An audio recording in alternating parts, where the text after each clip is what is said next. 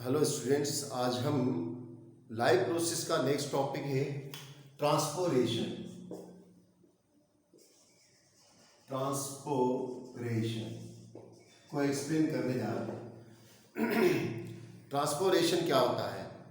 Transportation हमारे शरीर के अंदर फूड मटेरियल का, न्यूट्रिशंस का और बाकी बॉडी को डेवलपमेंट करने के लिए जो फूड मटेरियल का डाइजेशन होता है उनको टिश्यूज तक पहुंचाना और वेस्ट मटेरियल को शरीर से बाहर निकालना, भले वो प्लांट हो चाहे एनिमल हो, उस प्रोसेस को अपन ट्रांसपोरेशन कहते हैं। तो transportation is the process in living organism transport the या circulate the nutritions, food materials and other materials which require to development of the body and remove the waste material and harmful from the body is known as transpiration।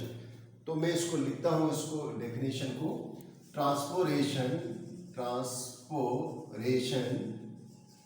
is the process in living organism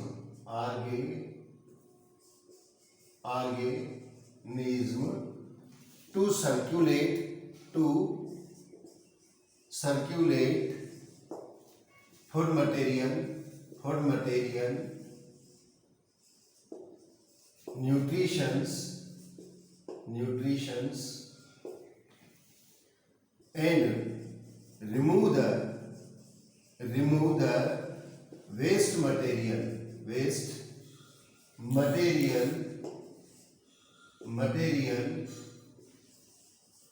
from body is known as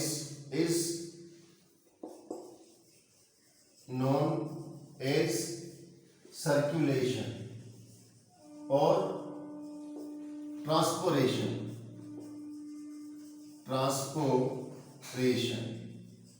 ठीक है ना? तो ये होता है अपना transportation, food material को बाहर करना, फूड मटेरियल को शरीर तक पहुंचाना और वेस्ट मटेरियल को बाहर करना। अब आपकी बुक में एक एक्टिविटी दी गई है। एक्टिविटी में बोला गया है कि आप लोकली हेल्थ सेंटर पे जाइए। उस हेल्थ सेंटर पर आप जो है विजिट करिए और देखिए कि जो हीमोग्लोबिन का लेवल है वो वुमेन में कितना होता है, मेन में कितना होता है, चिल्ड्रन में कितना होता है। और फिर क्वेश्चन पूछा गया है कि सेम होता है, तो आंसर है नो। अगर हम एडल्ट मेन के बारे में बात करें तो एडल्ट मेन के बारे में बात करें तो हीमोग्लोबिन का लेवल होता है 14 से लेकर 17 ग्राम पर 100 ml में। किसमें? एडल्ट मेन में बात करें। और अगर हम एडल्ट वुमन में बात करें तो इसका लेवल होता है 12 से लेकर 15 ग्राम 100 ml में होता है। और अगर हम चिल्ड्रन के बारे में बात करें, चिल्ड्रन में इसका लेवल कितना होता है तो ये 11 से लेके 16 ग्राम तक का होता है हीमोग्लोबिन। तो ये अपन को बोला गया है कि आप वहाँ विजिट करिए तो अपन इसका ये बता सकते हैं इससे। क्लियर? अब दूसरा क्वेश्चन क्या है? कह रहा है कि आप एनिमल के में विजिट करिए हॉस्पिटल में, हेल्थ सेंटर में। तो वहाँ पर आप डिफरेंट टाइप के एनिमल्स को देखिए, क्या उनमें भी हीमोग्लोबिन का लेवल एक जैसा होता है? तो नहीं। बफेलो में अगर हम देखेंगे और काऊ में देखेंगे तो इसका अपन को हीमोग्लोबिन लेवल करीबन 10.4 ग्राम के आसपास 100 ml में देखने को मिलता है। अब ये हीमोग्लोबिन में कम ज़्यादा होना क्या कारण है वो अपन बाद में देखेंगे, पर आपको ध्यान रखना है। याद रखने का तरीका, नीचे से चलिए। चिल्ड्रन के लिए 11 और वुमेन के लिए 12।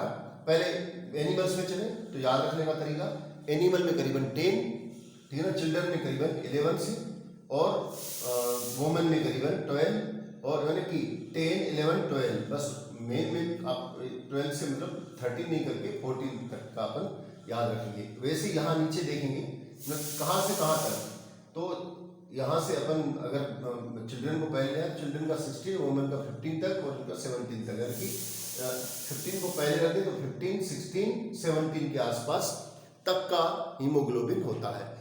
हीमोग्लोबिन याद रखने का तरीका मैंने बता दिया। अब ये तो एक्टिविटी थी। अब जो है सर्कुलेटरी सिस्टम एक्चुअली होता क्या है, कितने टाइप का होता है, अपन उनको देखते हैं। ह्यूमन बीइंग में जो है सर्कुलेटरी सिस्टम किस प्रकार से होता है, तो ह्यूमन बीइंग के इसको पहले आप चाहें तो उसका स्क्रीनशॉट ले सकते हैं। अब जो है सर्कुलेटरी सिस्टम के बारे में बात करें, एनिमल के बारे में, तो एनिमल का सर्कुलेटरी सिस्टम दो तरीके का होता है। एक ओपन सिस्टम होता है और एक क्लोज सिस्टम होता है। जो ओपन सिस्टम होता है वो जो इंसेक्ट वगैरह रहते हैं उन एनिमल्स में होता है, इनवर्टिब्रेट में जनरली होता है और जनरली होता है। जैसे कॉकरोच का मैं एक एग्जांपल दे दूं, हालांकि कॉकरोच वर्टिब्रेट है, तो उसमें भी अपन देखें तो क्या होता है कि इसमें ब्लड जो है ना एक जगह पर इकट्ठा रहता है और बाकी आर्गन उससे कांटेक्ट में रहते हैं। इनमें कोई भी वेसल्स वगैरह नहीं पाई जाती हैं, मतलब आर्टरी वगैरह कुछ नहीं पाया जाता है। ब्लड एक जगह पर केविटी में इकट्ठा होता है। जहाँ केविटी में ब्लड इकट्ठा होता है वहीं पर इनके आर्गन उससे कांटेक्ट में रहते हैं। उस केविटी को अपन हीमोसेल कहते हैं। दूसरा होता है, जैसे कॉकरोच इसका एग्जाम्पल है, अच्छी तरीके आप ध्यान देते हैं। दूसरा है क्लोज सिस्टम। क्लोज सिस्टम वह होता है जिसमें ब्लड वेसल्स के थ्रू आर्गन तक पहुंचते हैं, टिश्यूज तक पहुंचते हैं, सेल तक पहुंचते हैं और वहां से वेस्ट मटेरियल कहना चाहिए या कहें कि कार्बन डाइऑक्साइड डिजोल्व ब्लड को कलेक्ट किया जाता है और वापस पहुंचा दिया जाता है। उसके लिए भी वेसल्स होती हैं, वो आर्टरीज कहलाती हैं। तो ब्लड जो है पर्टिकुलर वेसल्स में फ्लो हो रहा होता है, इसको अपन क्लोज सर्कुलेटरी सिस्टम कहते हैं। क्लोज सर्कुलेटरी सिस्टम कहते हैं। ये क्लोज सर्कुलेटरी सिस्टम जिनमें होता है, उससे जितने भी एनिमल्स हैं, मेमल्स वाले एनिमल्स कहेंगे, उन सब में होता है। जैसे ह्यूमन बीइंग भी है, बफेलो भी है, इन सब में होता है क्लोज सिस्टम। अब अपन सर्कुलेटरी सिस्टम मेन में देख रहे हैं क्या होता है। मेन में इसको मैं रब करूंगा। मेन में सर्कुलेटरी सिस्टम कैसे होता है, कैसे काम करता है, उसको अपन देखेंगे। सबसे पहले अपन हार्ट के बारे में बात करें या ह्यूमन बीइंग में अपन बात करें कि सर्कुलेटरी सिस्टम के कितने पार्ट होते हैं। तो सर्कुलेटरी सिस्टम के पार्ट में पहले सर्कुलेटरी सिस्टम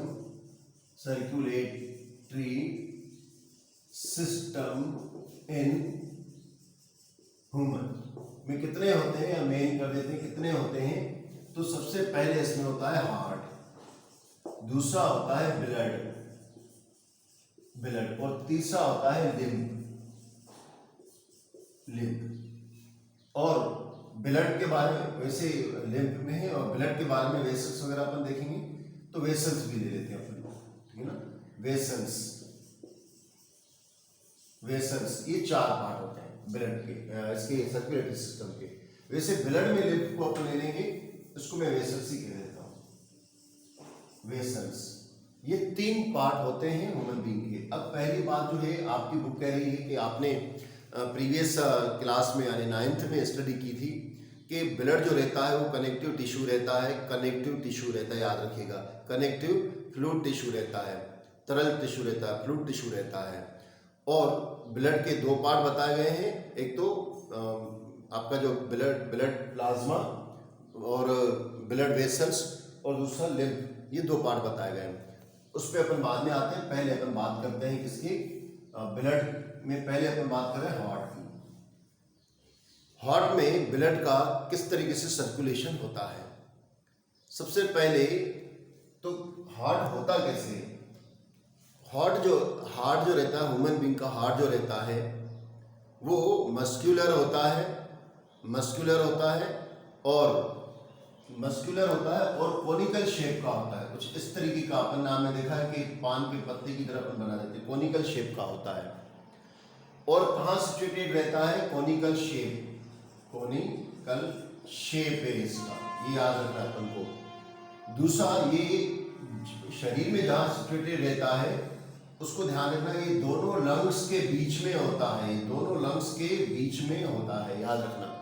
दोनों लंग्स के बीच में एक कैविटी होती है। ये इस तरह कैविटी जो होती है, उस कैविटी को बड़ा, ये पूरी है ना, ये कैविटी होती है, कैविटी।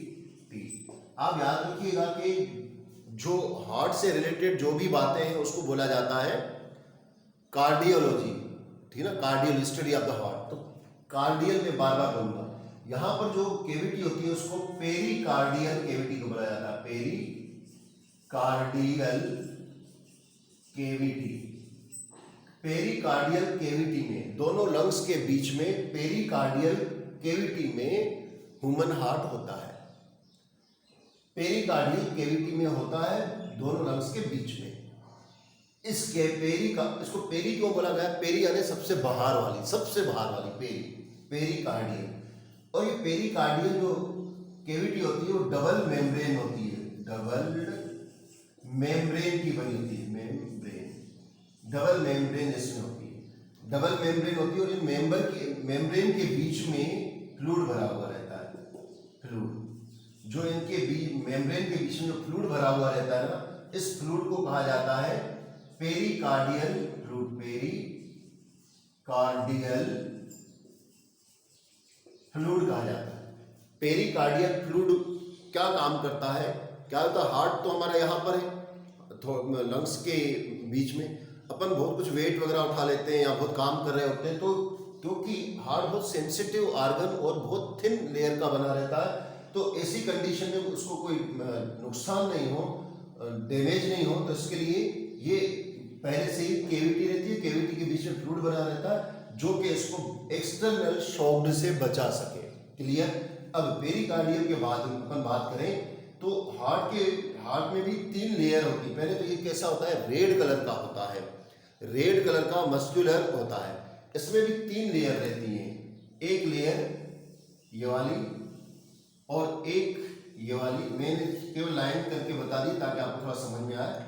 3 लेयर होती है। लेयर को क्या बोला जाता है? जो सबसे बाहर की लेयर होती है हार्ट की, उसको बोला जाता है एपिडर्मिस, एपिकार्डियल, एपिकार्डियल। मैंने कहा कार्डियल वर्ड यूज करना है, एपिकार्डियल। और जो बीच वाली होती है, बीच वाली, उसको बोला जाता है मेसोकार्डियल,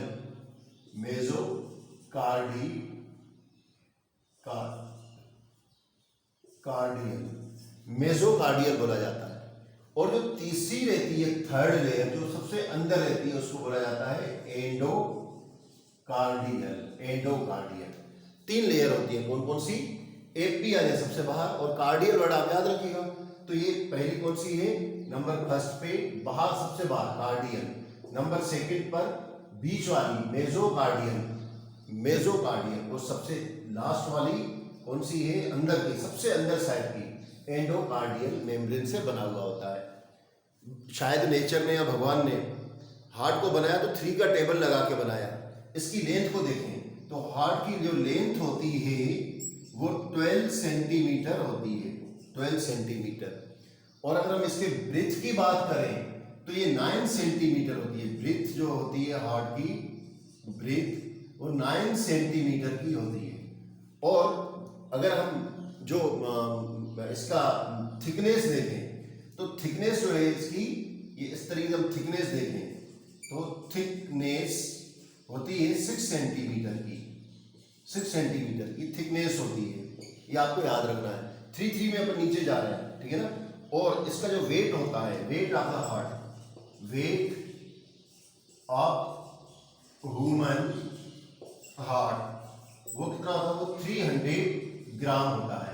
तो देखो 300, फिर 6, फिर 9 और 12। ये ह्यूमन हार्ट का शेप, जो एक्सटर्नल बातें थी मैंने आपको बता दी।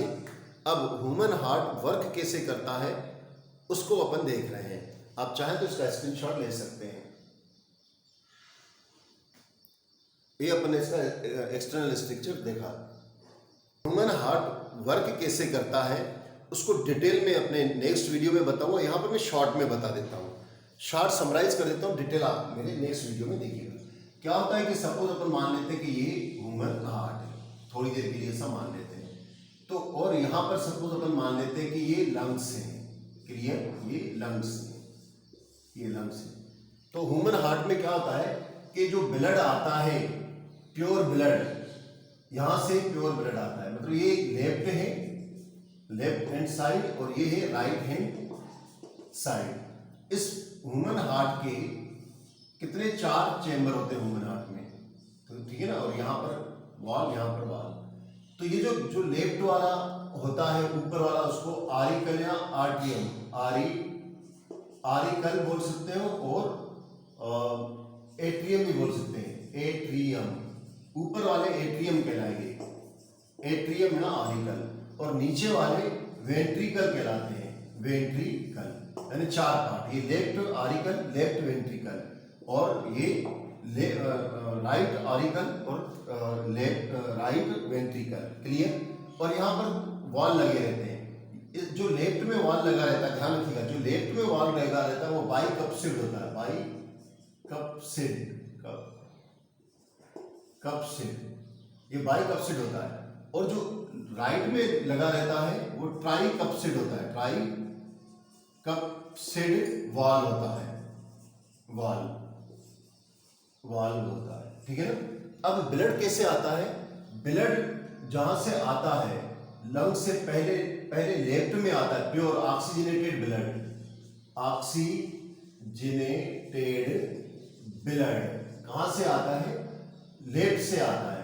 किसमें? लेफ्ट आरिकल में।